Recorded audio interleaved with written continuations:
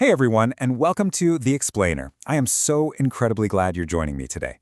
Look, if you've been paying even a tiny bit of attention to the global wellness conversation lately, you know there is just a massive, sometimes overwhelming wave of information out there. So today, we're cutting right through all that noise. We are focusing purely on the mind. We're going to dive into the top mental and psychological health keywords that are completely redefining modern wellness. I absolutely love this topic because getting a grip on these terms is literally the first step to taking control of our own well-being. We've got a really fantastic slide deck lined up for you, so let's just jump right in and decode the vocabulary of the modern mind. 1 in 8. Think about that for a second. According to the World Health Organization, that's the number of people globally who are currently living with a mental health condition. I really wanted to start here because this striking statistic instantly grounds everything we're about to talk about. This isn't just some abstract academic theory, right? This is our everyday reality. Whether it's you, a family member, your coworker, or your best friend, the concepts we're exploring today touch absolutely all of our lives. It completely normalizes the conversation and proves that maintaining our psychological well-being is just a universal human experience. Okay, let's dive into this. Are we living in an age of burnout? I mean, it's a question that probably makes you nod your head instantly, doesn't it? We are constantly connected, constantly striving, and, let's be honest, often running on empty. This single question sits at the very core of why mental health has rocketed to the top of the global wellness agenda. We have to figure out how to navigate a world that demands so much of our cognitive and emotional energy every single day. So, let's break down exactly what's happening, starting right at the baseline. All right, moving into phase 1, the modern malady. Our very first concept is the umbrella over everything else we'll discuss: mental health.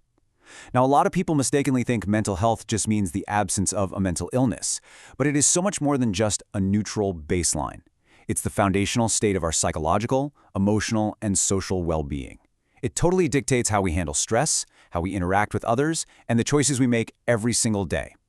Think of it like the operating system for your entire life. If your operating system is glitching, well, every single app you try to run is going to struggle, right?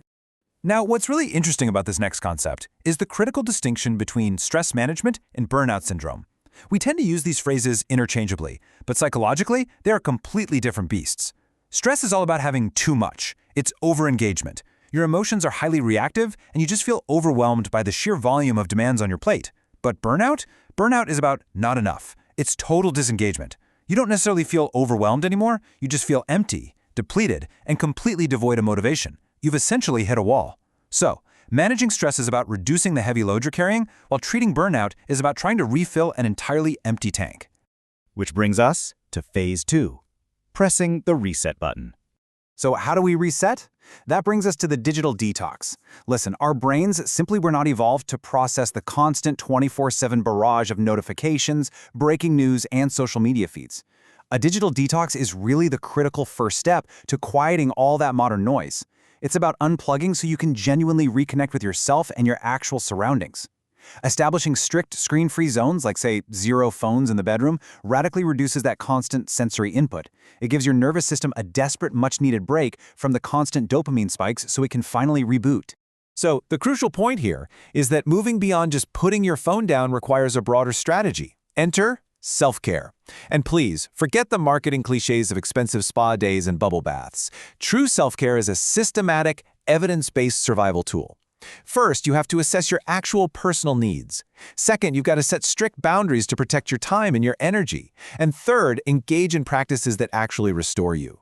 Self-care is a disciplined act. It's about preserving your mental baseline so you don't slide straight into that burnout we just talked about. And sometimes true self-care literally just means calling in the experts. I am talking about therapy and counseling. I absolutely love seeing this trending globally because it signifies a massive destigmatization of mental health care. Seeking professional, evidence-based guidance for your mind should be viewed exactly the same way as hiring a personal trainer for your physical fitness. Therapists give you objective tools and frameworks to navigate really complex emotional landscapes. Simply put, it is essential professional maintenance for your mental fitness. And that takes us right into phase 3, the daily practices. Okay, mindfulness. We hear this buzzword everywhere, right? But let's strip away the fluff. Mindfulness is, at its core, simply the practice of being intensely aware of what you are sensing and feeling in the present moment, completely without interpretation or judgment. It's about stopping yourself from living in the regrets of the past or the anxieties of the future. Whether you are just drinking your morning coffee or walking out to your car, you can practice mindfulness by just anchoring your attention to the right now. Let's move to the next slide and see how this builds directly into meditation. People mix these two up all the time, but think of it this way. Mindfulness as an active, open state of attention you can incorporate into literally any daily task.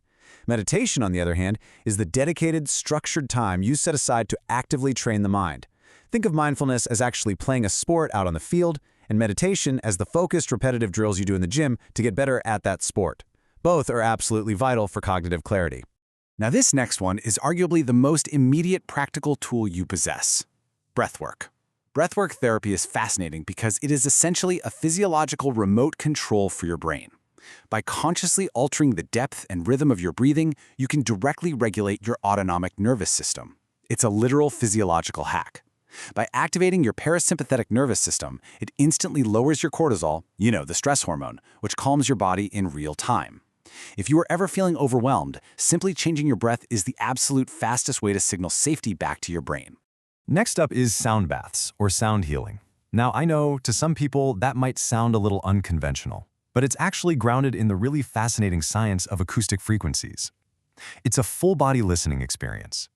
Through a process called brainwave entrainment, specific resonances can actually help slow down your brainwaves, shifting you from a highly active, anxious state into a deeply restorative, therapeutic one. It's just a brilliant, holistic way to achieve deep relaxation without having to forcefully wrestle your mind into quieting down. And this brilliantly illustrates the ultimate goal, the holy grail of modern wellness: work-life balance. As you can see, work and obligations, that's only one piece of the pie. A truly sustainable mind requires equal dedication to rest and recovery, personal play, and active self-care. Work-life balance isn't just something you luckily stumble into one day. It's the direct result of actively integrating the concepts we've talked about, setting boundaries, practicing mindfulness, managing stress into your actual daily routine. Which brings us to our final thought for this explainer. What does your personal mental wellness toolkit look like today? We've covered a lot of ground, from recognizing burnout and managing stress to practicing breathwork and seeking therapy. But here's the thing. Knowledge is only power if you actually apply it. So, I challenge you. Take just one of the concepts we explored today and deliberately build it into your routine this week. Thank you so much for joining me on this deep dive into the modern mind. Keep learning, keep taking care of yourselves, and I'll catch you in the next explainer.